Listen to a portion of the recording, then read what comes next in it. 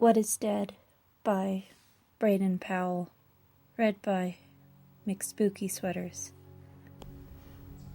I write this as an apology to those who are affected by my mistakes.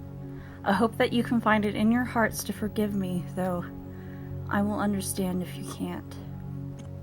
My wife was terminally ill, and a few months ago she died. I was very sad at the loss, as she was a marvelous, caring woman. She was kind, and everyone that met her said that their lives were better for it.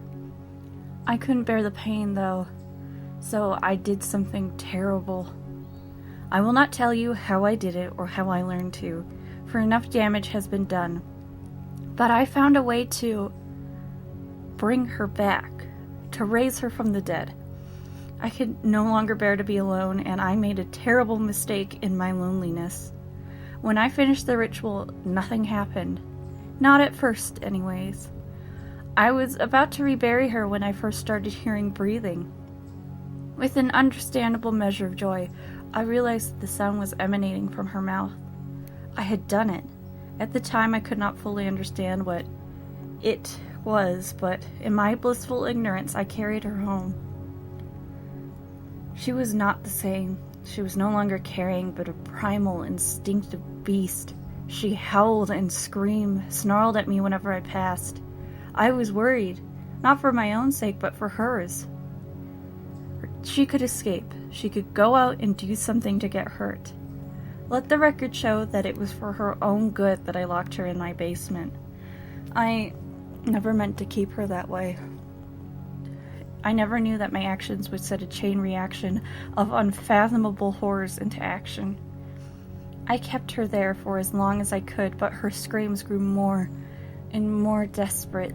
I was chilled to my core by the screams of my betrothed, and before long I stood on the rain-slick precipice of insanity. I needed to do something. As it so happened, I was not the only one to hear the screams. My neighbors began to show interest, eventually sneaking onto my estate to snoop around. I caught them in the act, and as I had no explanation for what they had seen, I attacked them. I didn't kill them, but they were unable to leave of their own accord, and, as I feared the consequences of letting them go, I locked them in my basement with my wife. This was my second mistake. The first, of course, being that I raised her in the first place.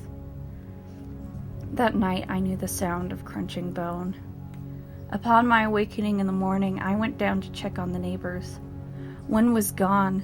The other was wide-eyed, cowering in the corner and covered in blood. Something was off, too, though at first I did not know what. Then it hit me. The screams had subsided.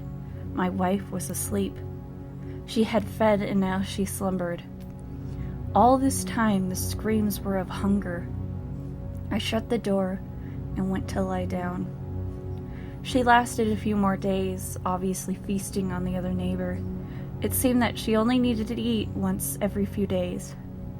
Now, I'm not proud of what I did next, but I didn't know what else to do. I went out at night every few days around the time that only a few people would still be around. I stalked the streets and attacked people who walked alone. I would take them back to my wife and leave them in the basement. I would often wake from my slumber to hear their screams, cries for help. This would always rouse the beast and would never last longer than a minute or so. 10 minutes of crunching and gurgling pleas later, the deed would be done and I could rest easy for another few days. Although I did not kill anyone, I may as well have. It was my actions that brought about the deaths of so many, and my actions that robbed so many of loved ones of closure. How many torn and bloodied rags did I have to burn? How many personal effects were destroyed by my hands? I lost track of the numbers, but surely even one is too high a number. I was kept awake by its screams, and it shall henceforth be referred to as it, for I have come to the conclusion that that monster is not my beloved. So I fed it, a night of rest for the lives of many. Day by day it grew stronger. its strength ever increasing or returning, for I know not what horrible beast is now in possession of my wife's body, and as time went on, I was forced to bring home more food. Bigger people. Men, 2 women, a woman and a man. Eventually, it was eating a full-grown man every day. I knew, in some dark corner of my mind, I knew that this could not go on forever. I could not keep taking people. I was in danger of being caught, and though I deserved to be, fear took hold of me, and that, I suppose, is why I let the charade go on for as long as I did. So I decided to flee, and I just packed my bags when I heard the knock at my door. The police had found a trail of blood leading up through the woods into my estate, and were inquiring as to whether I'd seen or heard anything suspicious. I managed to keep a cool head and talk my way out of what could have been potentially a very unpleasant situation.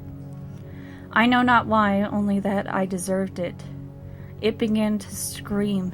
It screamed louder than I had ever heard it scream before, and it sounded mad. The police instantly drew their guns and went in, thinking perhaps some horrific predatory beast had made its way into my home. They eventually found my basement door and threw it open. Slowly, ever so slowly, they descended the stairs. I was at a loss for what to do, so I did the only thing I could think of in the heat of the moment. I shut the door. Throwing the bolt across, I ran to my quarters and grabbed my bags, making for the door. The screams of the police haunt me to this very day. I heard the sound of splintering wood as that thing burst out of its cell. It was now loose in the house. I ran as fast as my legs could carry me out of there, out into the streets of the town I had stalked, into a train, and I left that place far behind. My old home is a ghost town now, splashed with blood, yet no bodies remain. How I long to return to my estate, to gather up all of my research and burn it, so that this might never happen again. I have made many an attempt to do so. In fact, though, every time I get near, I hear that beast wild howls, screaming for flesh. I know it haunts my home now. I know it wears my wife's skin. But the worst part of all of this, I let it happen.